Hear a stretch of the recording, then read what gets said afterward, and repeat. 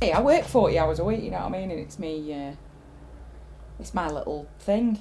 If I've got a good game, then that's what I'll do. If I come home from work, I won't watch telly. I'll play. If there's nothing on telly worth watching, I won't play. Apart from Tuesday when I've got my CSI on. I like things like Onimusha, it's set in Japan and slashing people with blades and fighting monsters and violent ones. That was a nice headshot.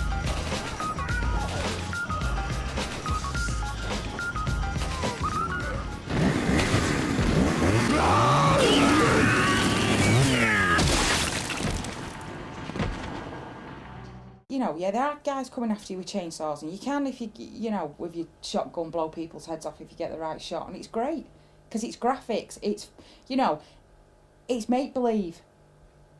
But again, you know, the more real the violence, the better. I don't know if I'm sick. And that's like films as well. If they're truly, they're not real and you can't believe them, then you're not going to be into them. Whereas, you know, the sort of films that I like are, you know, gritty, real stuff that you think that, you know, these things could happen. I'd rather play my PlayStation and watch shit TV. I don't know what it is, but I stay up late. I go to bed like between 1 and 3, and I don't want to watch shit TV, so I play my PlayStation. It's not as though I play it all day. You know, I find the slot where, you know, it doesn't coincide with my partner's being awake. And I play. I do it compulsively not because I want to play it on my own, but because I know there's going to be somebody waiting for me. Once I get my team, then one of my friends is waiting for me with their team. And that's why I want to build the team, to make it good so that I can then kick their ass when I play them. You get your parachutes, you dive out, there's like 5-6 different cities. So obviously if you're driving around in your car and you get on the wrong motorway, you know, you're buggered.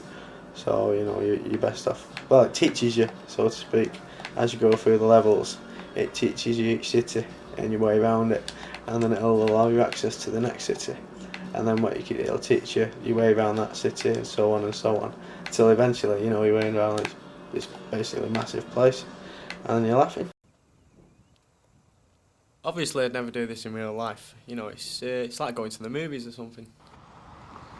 Obviously, I'd rather drive around in my car and in my PlayStation. I'm in control. I decide what's going on. You know, it's a lot better than watching a lot of this tripe on television.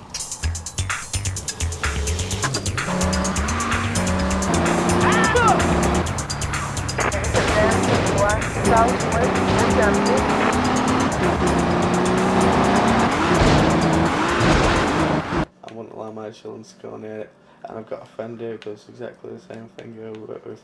He'll sit there and play Grand Theft Auto, but he has to do it with the volume right down and he waits till go to bed because he knows as soon as he heard it, oh, it'll be Dad, let me have a go, so it's sort of a secret that he owns it. I mean, well, you see, Grand Theft Auto to me for stealing cars and running around the city and running people over, and you can just go up and baseball bat perfect strangers in the street, is not my idea of a good game.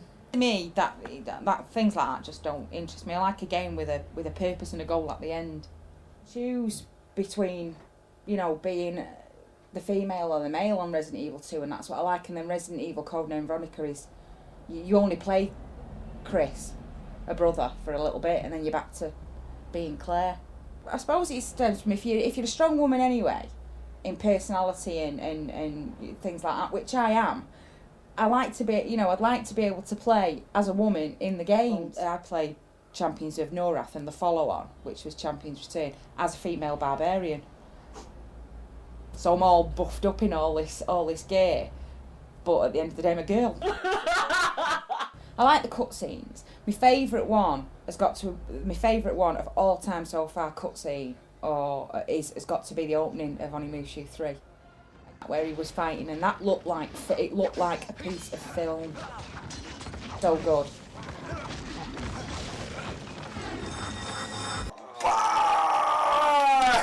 Check it.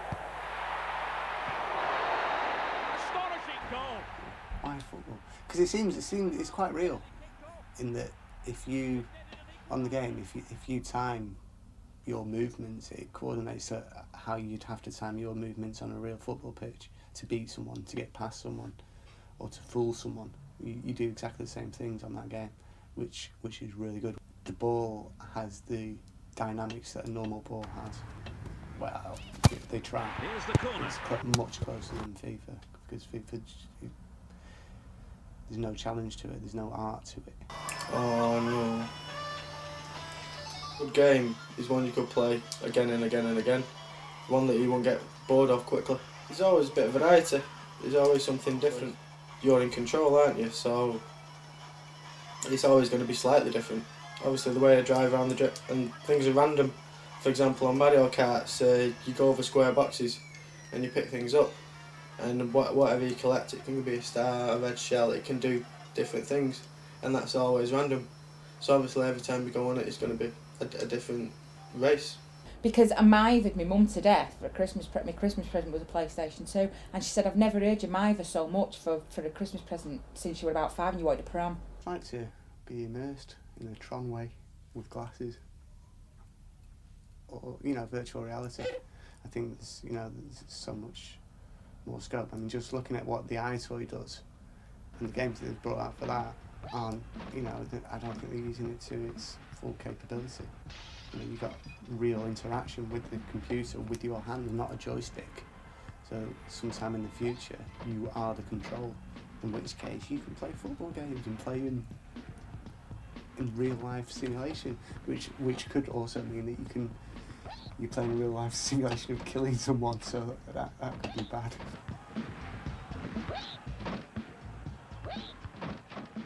The PlayStation is never going to replace my real football. It just won't do it for me. I've got to have that physical activity.